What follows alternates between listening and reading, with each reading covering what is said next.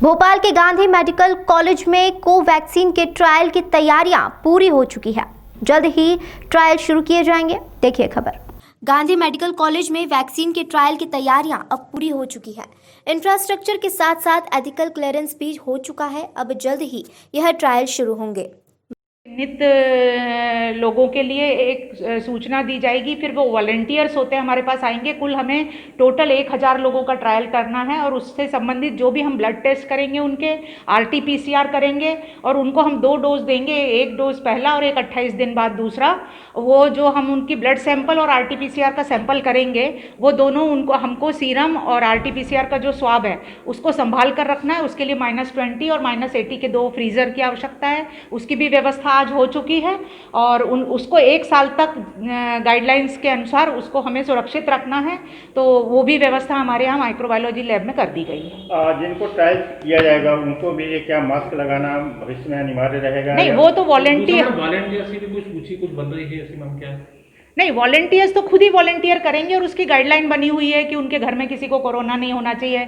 वो स्वयं भी कोरोना से पहले पीड़ित ना हुए हो, उनको कोई इस तरह की बीमारी ना हो और अनकंट्रोल डायबिटीज़ ना हो। ऐसे कुछ उनके गाइडलाइन जो सेट है उसके अनुसार पहले चेकलिस्ट से उनको हम यहाँ पे काउंसलिंग करेंगे, तब हम सब उनको बता देंगे। उसके बाद जो वॉलंटियर तैयार होंगे उनको पहली डोज लगेगी और फिर हम उनको फ़ोन पे भी पूछेंगे और हम उनका फॉलोअप करेंगे, क्योंकि हमारा ये कैटेगरी 2 का ट्रायल होगा गांधी मेडिकल कॉलेज में। तो फिर 1 महीने बाद उनको बुलाएंगे और समय समय पर जैसी गाइडलाइन है उसके अनुसार उनका फॉलोअप हम करते जाएंगे और पूरा 1 साल तक हम इसका पूरा विवरण जो है हमारे पास सुरक्षित रखेंगे और फिर हम इसको ICMR को भेजेंगे। ICMR जो है उन्होंने 2 तरह का बनाया है, एक जो है पेशेंट क्लाइंट बोलते हैं जिसको, और एक प्लेसिबो रहेगा।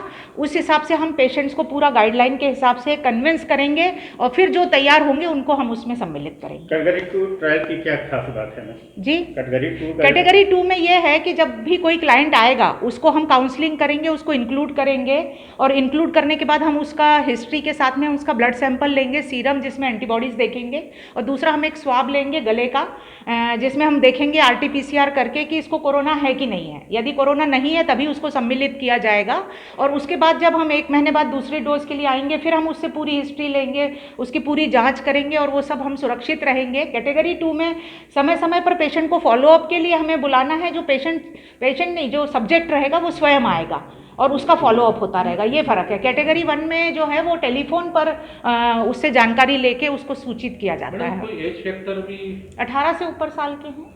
हाँ, नहीं इसमें जैसे मैडम डायबिटीज़ में यदि कंट्रोल डायबिटीज़ है और सब उसके ब्लड सैंपल हम इन्वेस्टिगेशन करेंगे। अनकंट्रोल डायबिटीज़ है, इंसुलिन है जिसका बिल्कुल ही कंट्रोल में नहीं है, या एक्यूट उसको कोई इन्फेक्शन है, तो फिर उसको नहीं ट्रायल में लेंगे हम।